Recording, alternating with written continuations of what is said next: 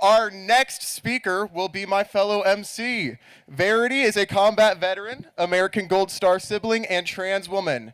She's a volunteer organizer at TCP and advocate with Intact.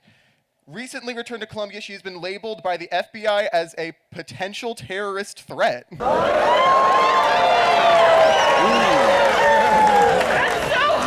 Some have described her as a nihilistic, violent extremist, but really she's just a huge nerd. She is honored to speak with you all today.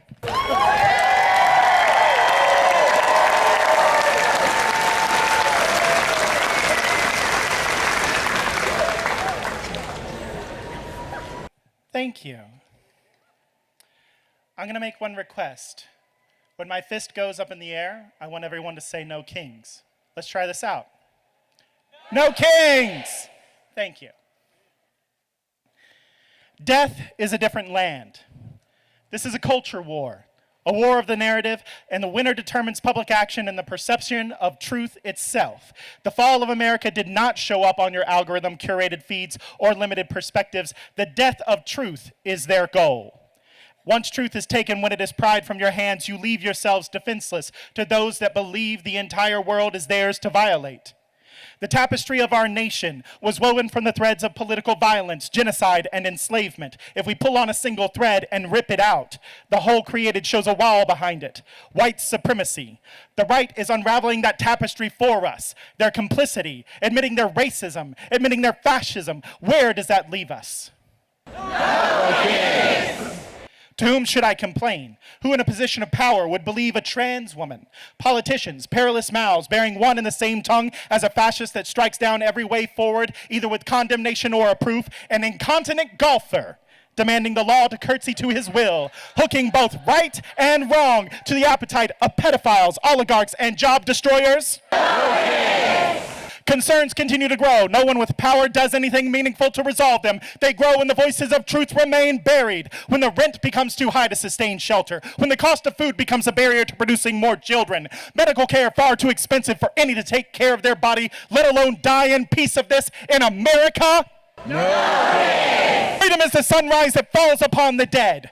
Death is a different land. Not one yet that I have the honor to protect. It disgusts me that a fascist stands next to my American flag. The flag my brother was buried under, that I served under while concealing my identity from a nation that would sooner let me die than provide me with the health care that I need to live.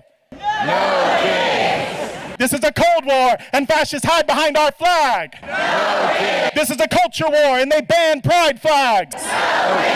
Our war over the narrative with a fascist controlling our speech still continues. We know that we are stronger unified in our words and actions. Victory determines public action. In Raytown, Missouri, there is a rent strike. The people have woken up there and they have decided that the cost of their rent should not prevent them from being able to access medical care, food, or the gas money they get themselves to work. Like the KC Tenants Union strike of last year, the citizens of Missouri have decided that they have had enough and they are mad as hell. Meanwhile, what are the leaders doing to correct this? In Elwood, Illinois, they got 500 National Guard soldiers. According to Northern Command, these forces will protect ICE and other U.S. government personnel performing federal functions. Judge April Perry, one of the 2 judges we have protecting truth in this nation. Excuse me. Put a temporary stop to this activity after finding 0 evidence to support the danger of a rebellion. Neither did Judge Immergut. Our own governor is more inclined to send troops into St. Louis for ICE than disaster relief, which has been demanded since April. Texas said 2 weeks ago, you kill people and break things for a living. You are not politically correct and don't necessarily belong in polite society. To a room full of generals that have collectively seen more time in active duty and lost more men in supposed protection of this country than the Secretary of Defense could ever possibly begin to fathom. As far as his opinion of trans people serving in the military, I have only this to say to the man. You'll never get rid of us. White men have been trying to since Joan of Arc. And the only thing they've accomplished is making saints of us all. when trans people were elevated to the position of nihilistic, violent extremist, and potential national security threat this year, with immodest hatred. I asked myself a question, Verity, what does next year look like? Will I finally get that promotion to warlord that I've been hoping for? Maybe then I can finally do something about the state of this country and tear down that wall, prevent them from destroying our First Amendment rights, topple a fascist dictator, prevent illegal troop deployments in America's cities, reverse the kidnapping of people from our streets, stop ongoing genocide of Palestinians, and put an end to the way that our country serves its veterans.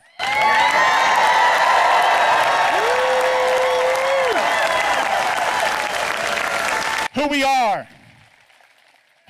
is where we stand. And where we stand is where America refuses to fall. If you want it all, Mr. President, the country has already taken everything from me. So I regret to inform you that all that is left of me, of everyone standing against the fall of America, is who we are.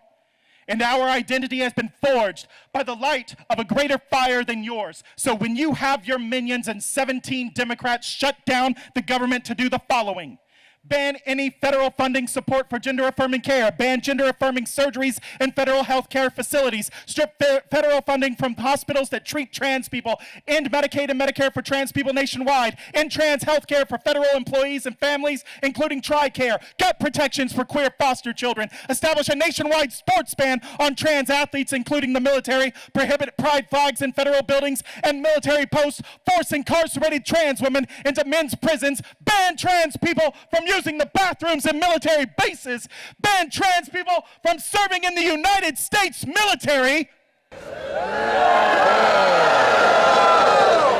Remember, when you are no longer in office, it's not about politics. It's always been about human rights. That's what is behind your wall. When I say trans rights are human rights, it is an uncontroversial truth.